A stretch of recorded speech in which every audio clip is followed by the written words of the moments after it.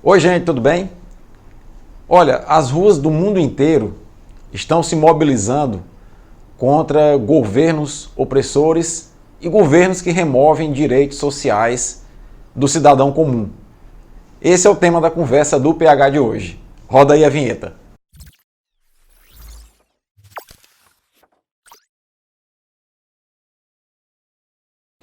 Bom, pessoal, no final de semana eu tive dando uma olhada no panorama mundial em relação a algumas manifestações e alguns movimentos de rua que estão ocorrendo pelo mundo afora.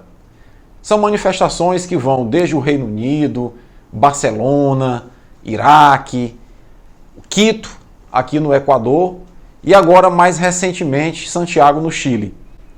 Esses movimentos todos ocorrem em função de uma tensão muito grande que se estabelece entre governos de direita e a remoção de direitos sociais conquistados historicamente pela população.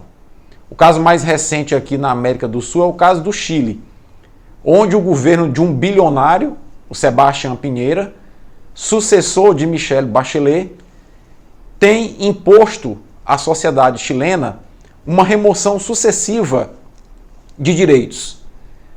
O Chile já vem amargando uma situação ruim em que pese a economia chilena apenas no primeiro semestre agora de 2019 ter crescido 8%, isso mesmo. Contra todas as previsões mundiais, a economia chilena no primeiro semestre de 2019 cresceu 8% o seu PIB. Só que isso não se reflete em distribuição de renda para a população. Muito ao contrário.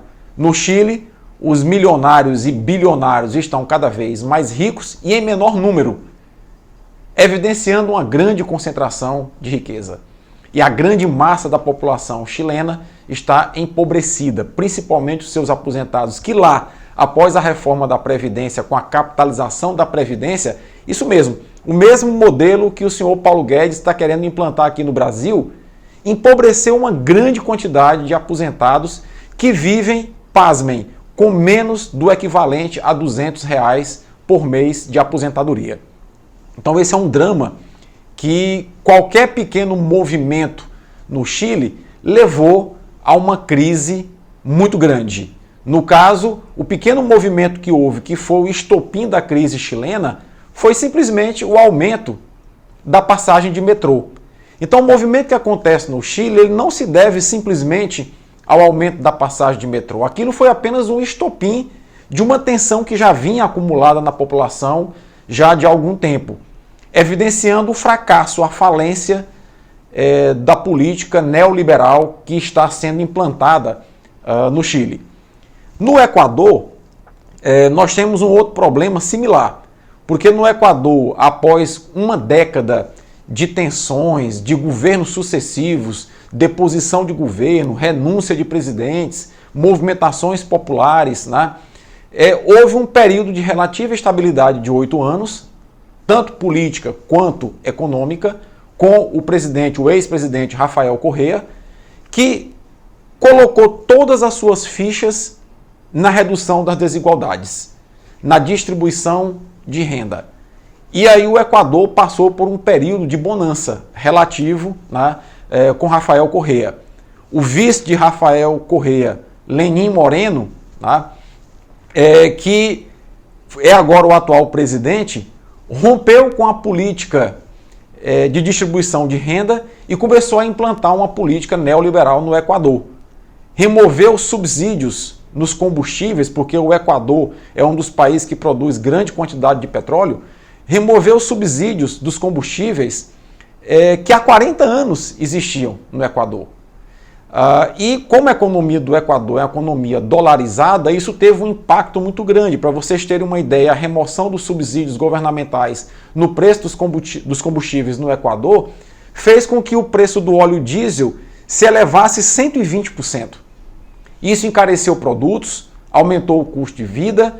Com o processo de privatização que está em curso no Equador, algo similar que está sendo implantado agora no Brasil, levou a grandes tensões sociais e a remoção dos subsídios dos combustíveis foi o estopim também para a crise no Equador. Então você tem crise no Equador, população na rua, exército na rua, morte de pessoas, a mesma coisa acontecendo no Chile. E são governos de direita, aliás, governos de ultradireita. Então é necessário que a gente faça essa reflexão, por quê? Porque o Brasil está caminhando em direção ao Chile e em direção ao Equador. O curioso é que o atual presidente foi eleito dizendo que se ele não fosse o eleito, o Brasil ia virar uma Venezuela. Nós estamos agora na iminência de, com a política adotada pelo atual governo, virarmos um Equador. Ou seja, um país de tensões grandes, de insatisfação popular grande, pela remoção de quem? Dos direitos sociais historicamente conquistados. Onde a direita se implanta e tenta implantar a política neoliberal, a receita é sempre a mesma. Privatizações, e agora veja que o nosso presidente iniciou uma viagem pela Ásia para oferecer as nossas empresas aos empresários asiáticos, nossas empresas estatais, está vendendo, dando uma de caixeiro viajante, um papel assim deplorável para um chefe de Estado e um chefe de governo, mas enfim, isso faz parte da estratégia liberal. Além de privatizar, o programa neoliberal ele enxuga o tamanho do Estado, reduz o tamanho do Estado, jogando nesse tamanho do Estado a culpa para as mazelas econômicas que o país sofre. Quando, na verdade, a gente sabe que essas mazelas são fruto de um grande pagamento aos bancos e de uma grande concentração de renda. Então, nós ficamos nesse meio, em meio a esse tiroteio entre o que uma elite econômica e uma elite política quer implantar para aumentar mais ainda a concentração de renda no país e o grosso da massa populacional, que em um dado momento de sua opressão vai inevitavelmente se rebelar. Então, a revolução nesses países é uma revolução de cunho popular, é uma revolução que emana das ruas clamando por direitos. É muito comum nesse cenário de tensão aparecer líderes populistas, tanto de direita como de esquerda, pregando soluções fáceis, quando na verdade elas não são fáceis. E nós temos aí como os exemplos que aparecem para a gente, o exemplo do Brexit. A Inglaterra foi vítima de uma campanha nas redes sociais dizendo que o cerne da questão qual era? Era que o fato da Inglaterra estar na União Europeia, os ingleses pagavam algo em torno de $500 milhão para estar na União Europeia. Mas não foi dito que a Inglaterra ganhava 700 bilhões em estar na União Europeia. Então, isso foi o estupim para uma crise na Inglaterra que até hoje tem desdobramentos graves. Até hoje a Inglaterra não encontrou uma solução, mas na época era pregado uma solução fácil. Não, vamos sair da União Europeia, vamos impor o Brexit e com isso nós vamos expulsar os imigrantes, vai aumentar emprego para os ingleses, que os imigrantes estão roubando os nossos empregos, né? E a solução é facílima, e está aí. Há mais de 2 anos, uma confusão lá na Inglaterra, a Inglaterra não sabe o caminho para sair da União Europeia. Então, problema muito grave. Algo grave também acontece no nosso país, onde esse clima de tensão, esse clima de acirramento de ânimos que aconteceu em 2018, fez com que um líder populista de direita chegasse à presidência pregando soluções fáceis, do tipo, nós vamos resolver a criminalidade armando a população. Nós vamos resolver o problema da corrupção endurecendo as penas do país. Então, são soluções aparentemente fáceis que a população, no momento de desespero, termina adotando como verdadeiras e termina elegendo pessoas que não têm compromisso e competência para estar nos cargos de gestão. Então, nós estamos vivendo um momento dramático, um momento crítico na América Latina, especialmente na América do Sul. Há uma grande ingerência do poder central imperial norte-americano nesses conflitos.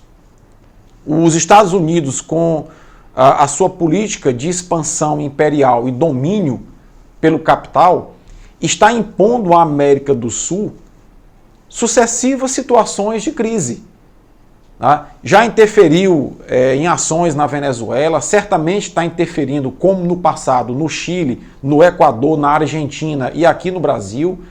Se lembram final da década de 60 e início da década de 70, a quantidade de golpes militares que ocorreram na América do Sul, patrocinados hoje, se sabe, por documentos inclusive da CIA, pelo governo norte-americano.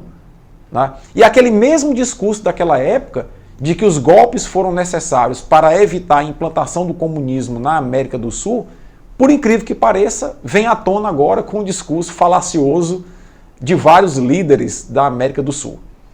Felizmente, há uma expectativa de esperança no horizonte.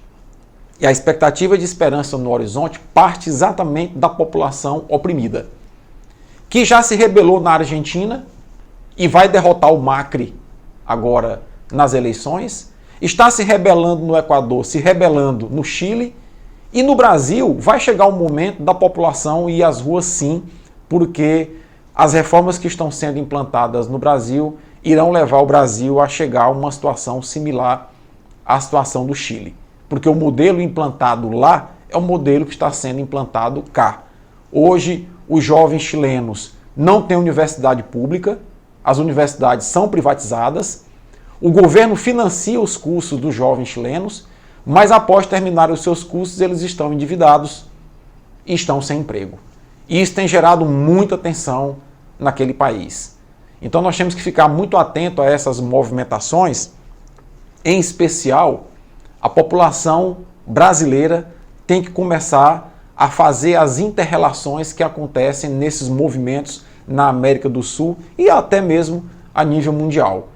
Porque já está mais ou menos desenhado que a crise do capitalismo que aconteceu em 2008, ela vem se estendendo ao longo dessa década.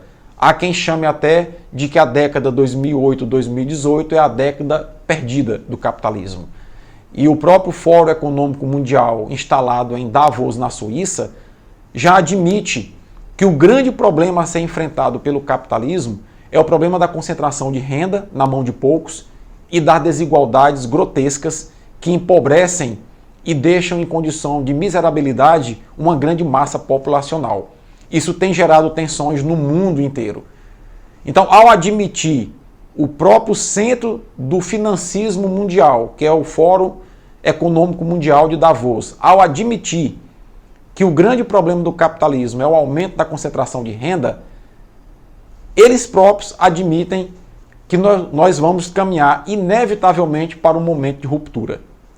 Não há como uma população empobrecida se manter oprimida do ponto de vista econômico por uma elite minoritária. Em algum momento essa população vai se rebelar, vai às ruas e vai impor uma revolução popular em nome de mais igualdade e mais direitos de sobrevivência digna às pessoas.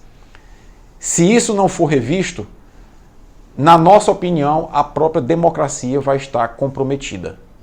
Porque o momento de revolução é um momento onde os próprios direitos democráticos estão ameaçados. Essa é a nossa reflexão de hoje. Forte abraço e até a próxima.